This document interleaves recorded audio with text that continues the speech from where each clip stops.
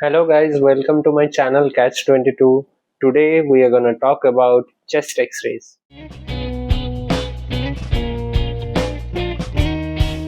So whenever you are told to describe a chest x-ray, make sure that you divide it into three parts. First, the view in which you are observing the chest x-ray. Secondly, the normal structures that you are seeing. And thirdly, the pathology that you are seeing. Okay, so we'll be dividing our session for the next 20 minutes into the following parts. First, we'll tell you how to hold a chest x-ray properly. Then we'll be looking at the normal structures that we see generally in a chest x-ray. Then we'll talk about the views in the chest x-ray. Then we'll be talking about certain technical hurdles that we come across in our day-to-day life while looking at chest x-rays.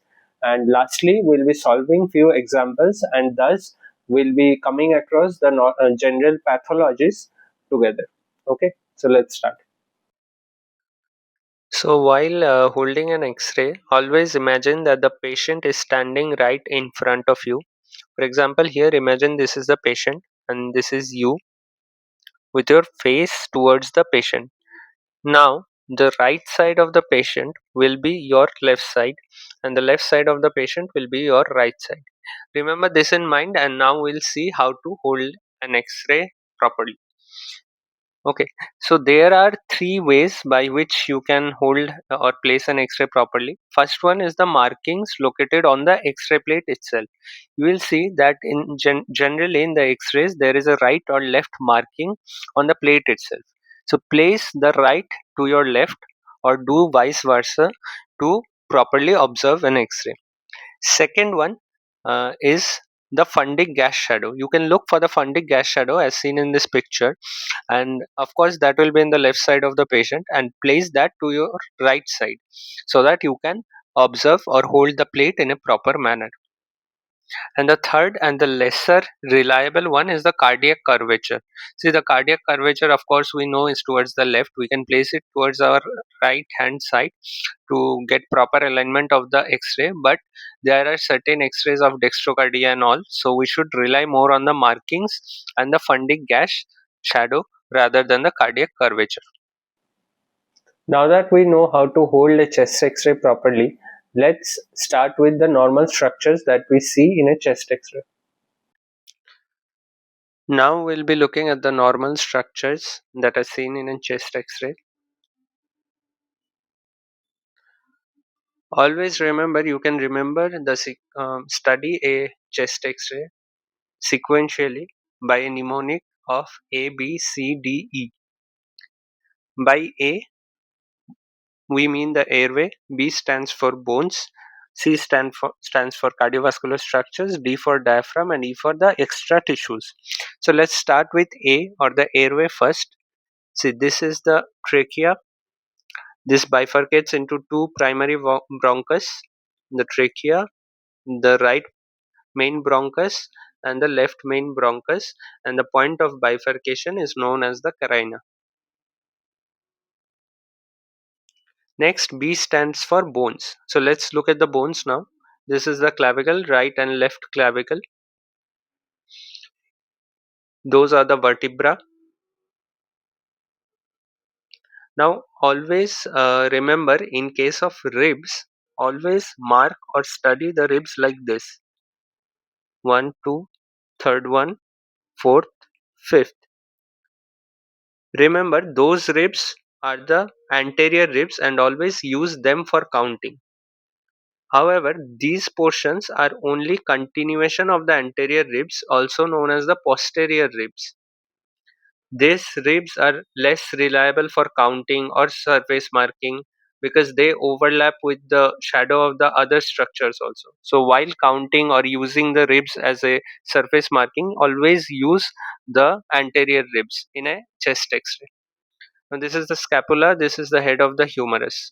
So among bones, we know the scapula, humerus, the anterior ribs, the posterior continuation of them, and the clavicle. Next up is the CVS. Among the cardiovascular structures, this is the right hilum, the left hilum. They house the vessels of the hilum. They become prominent in cardiac failure. This is the aortic knuckle or the aortic knob. This is the pulmonary trunk. This is the left atrial appendage. This is the left border of the heart, and as we all know, it is made up by left ventricle. This is the right border made up by the right atria, and here lies the right ventricle. And sometimes you can notice the SVC here. So these are the cardiovascular structures, and this is the right pulmonary artery. They become prominent in cases of pulmonary embolism and all. So next we'll go to D, which stands for the diaphragm. This is the right hemidiaphragm, the left hemidiaphragm. Remember, while studying the diaphragm, two angles are very important. This is the cardiophrenic angle, the angle between the heart and the diaphragm, and this is the costophrenic angle, the angle between the rib cage and the diaphragm.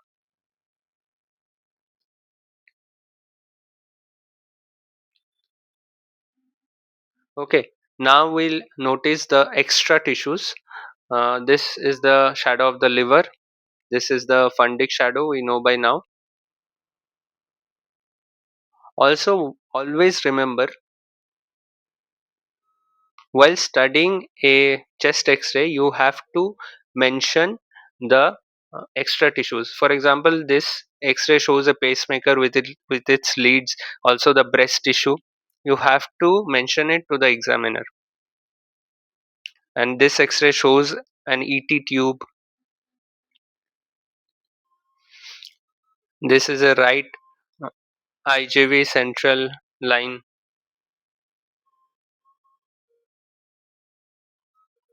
This x-ray also shows the ECG leads placed on the chest of the patient, also a Riles tube. Now I'm pretty sure you'll be confident enough to describe the normal structures in a chest x-ray. You always remember mnemonic ABCDE and describe the normal structures in this manner so that you do not miss out on any of the normal structures while describing a chest x-ray. Now that we have described the normal structures of an x-ray, let's go to the view of the chest x-ray that we're talking about in the initiation part of the video. So let's start with the view of chest x-rays. See, a view of an X-ray means how the X-ray is taken. There are two techniques, PA posterior anterior or anterior posterior. PA is the preferred method and AP is done usually for bedridden patients. So now let's see how PA X-ray is taken. Here is the X-ray plate. This is the patient. We are looking from the top of the room. This is the heart of the patient, and this is the source of the X-ray beams. Okay, this is the anterior of the patient, and this is the posterior of the patient. While in case of AP view, this is the X-ray plate again. This is the patient. The patient stands like this. We are looking from the top of the room. This is the heart. This is the source of the X-ray beams. This is the anterior portion of the patient, and this is the posterior portion of the patient. Now let's compare the two X-rays taken in PA and AP view respectively. Look at PA view. You see the scapula are outside the lung field and the clavicle are intruding the lung field. So this means what? You are able to observe the lung fields better in PA view. That's why it is preferred. While in AP view, the clavicles are on top while the scapula are intruding the lung field. That means you are able to see the lung field a bit lesser. Hence, it is a bit difficult to diagnose a pathology by AP view. That's why it is kept in reserve only for bedridden patients. Otherwise, always a PA view is preferred. Therefore, in most of the X-rays that you'll see, you will see a PA mark on them. If there is no mark, consider them to be of PA view itself. Now I'm pretty sure you have a good idea about the view of the chest X-ray, and PA view is the view that is usually done or seen while doing a chest X-ray. And now I'll be telling you about two technical hurdles, to be honest, that we come across in our daily life, and we should be aware of those hurdles because if those hurdles are present, you cannot diagnose a chest X-ray properly, or you should diagnose or come to a conclusion reading that particular chest X-ray with a pinch of salt if those hurdles are present in the X-ray. Okay, so there will be two hurdles. First one will be rotation in a chest X-ray, and second one will be the inspiration expiration variation. Okay, so let's start. The first technical hurdle is rotation. See in this picture, this is the spinous line and both the clavicles are placed equidistant from it. Now in the second picture, the clavicles are placed at unequal distances from the spinous line. This means there was a bit of rotation while taking the chest X-ray. Now see this line, this is A and this is B, and this ratio between A and B, that is the cardiac uh, span and the thoracic span, should be less than 0.5. If it is greater than 0.5, it is known as cardiomegaly. This is known as the cardiothoracic ratio or the CT ratio. Now see, if there is rotation, the CT ratio is falsely high. So therefore you should always check for rotation, and if rotation is present, you cannot comment on the CT ratio of the patient. Okay. Now the second hurdle is the inspiration versus expiration X-rays.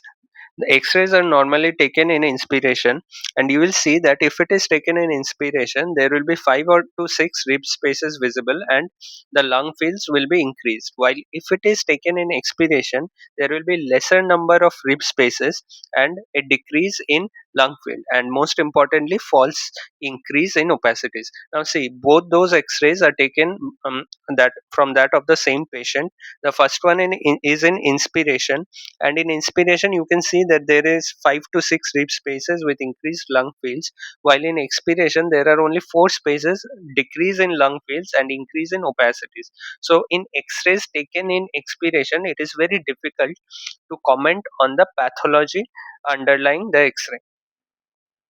Now at the initiation of the video, we had divided a chest X-ray into three parts: the view, the normal structures, and the pathologies. Okay, so we have come across the view, we have come across the normal structures that we see in a chest X-ray generally, and now let's talk about the pathologies. So in this example, let's count the ribs. This is the first, second, third, fourth, fifth, sixth, seventh, and eighth. The eighth rib here is intersecting with the diaphragm.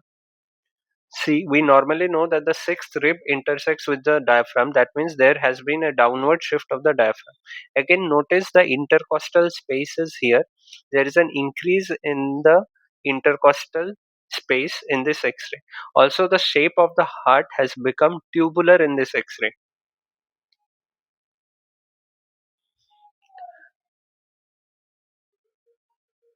Again, if you notice properly, there has been a decrease in the bronchovascular markings of the lung field.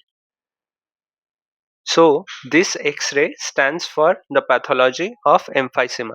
Remember, don't count the posterior ribs while counting ribs in an X-ray. Now we have come across a chest X-ray of emphysema. Now let's describe it more formally so that it will be more scoring for us in exams as well, and we also won't miss out on any important stuff in clinics as well. So whenever you get an X-ray of emphysema, describe it like this: that this is a skygram of chest in PA view showing the structures A, B, C, D, E. Describe all the normal structures.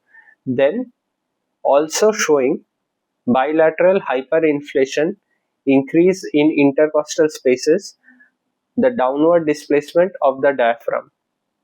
Hence, this is an X-ray showing emphysema of lungs.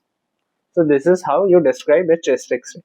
So now we'll be going through rest of the examples. I won't be describing them again in this manner. I hope you'll be able to do it yourself. So let's proceed. Now let's look at this example. In this X-ray, you notice there are certain areas of opacifications.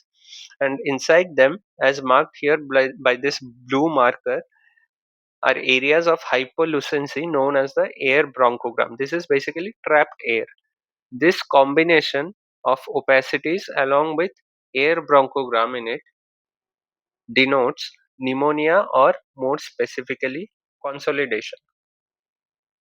Okay, now let's locate the area of consolidation in this X-ray. Let's count the ribs first. First, second, third, fourth rib. If we draw a straight line towards the mediastinum and towards the right hemidiaphragm from the point of initiation of the right fourth rib, the area trapped inside is known as the middle lobe of the lung. So this consolidation is basically located in the right middle lobe of the lung. Now you see, uh, the area above the middle lobe stands for the upper lobe, and the area beneath it stands for the lower or the posterior lobe. See, don't confuse between the anatomical lobe and the radiological zone of lung. Zone is more of a radiological differentiation. The first two ribs stands for the upper zone, the second to fourth or fifth rib stands for the middle zone of a lung, and the rest of the ribs stand for the lower zone of the lung. Okay. Now see, in this example there is a upward curvature, concave upward margin. Here there is a right sided homogeneous opacity. Now notice carefully, in the previous opacity you had noticed air bronchogram. Here there is no air bronchogram. Also there is obturated costophrenic angles. That means this is an X-ray of right-sided pleural effusion. Now see, here the concave upper margin is below the level of the third rib. If it had gone above the level of the second rib, it would have been a case of massive right-sided pleural effusion. If it is between third and sixth rib, it is moderate pleural effusion. If it is below sixth rib, then it is mild pleural effusion. Okay, so therefore this is a case of right-sided moderate pleural effusion. Another thing that you should notice in this X-ray, it is not that prominent in this X-ray, but you might notice it in certain X-rays, that the trachea is usually deviated towards the opposite side in cases of moderate to massive pleural effusion. So you should mention that as well. Now let's see, in this example, there are no bronchovascular markings on the right side. There is collapsed, or rather shrunken, lung tissue, as we can see here. Also, the trachea here is also shifted to the opposite side, that is to the left side. Therefore, this is an X-ray showing right-sided pneumothorax. Right-sided pneumothorax. Now let's look at this example. I have labeled it beforehand. See, the cardiac span is represented by BC and the thoracic span is represented by AD. The ratio of BC is to AD here is of course greater than 0.5. This denotes what? As we know by now, this denotes cardiomegaly. Now look at both the costophrenic angles. Both of them is obliterated. This denotes what? This denotes bilateral mild pleural effusion. Again, see the hilum, there is prominent bronchovascular markings in a batwing manner. This denotes what? This denotes pulmonary edema. So all these three things, pulmonary edema, cardiomegaly and bilateral mild pleural effusion, stands for heart failure. Now let's look at the examples below. See, in the first example, there is a circular cavity with a air fluid level in it. See, this is the cavity and this is the air fluid level. This cavity with a air fluid level denotes lung abscess, and by now we know that this is above the third or the fourth rib. That's why it is located in the right upper lobe. So this X-ray denotes a right upper lobe lung abscess.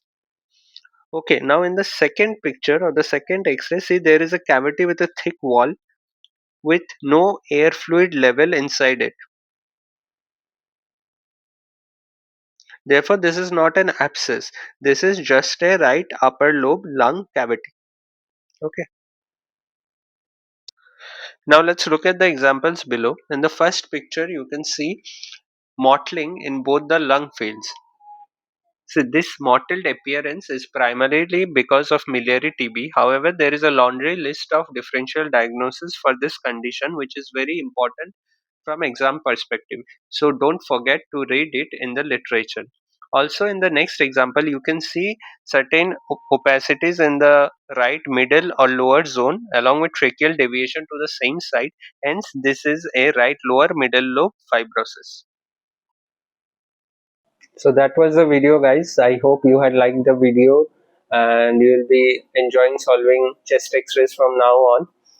Kindly like, share and subscribe to my channel, and also if you want guidance on ECGs and NCCT brain, resort to my previous videos, and see you on my next video.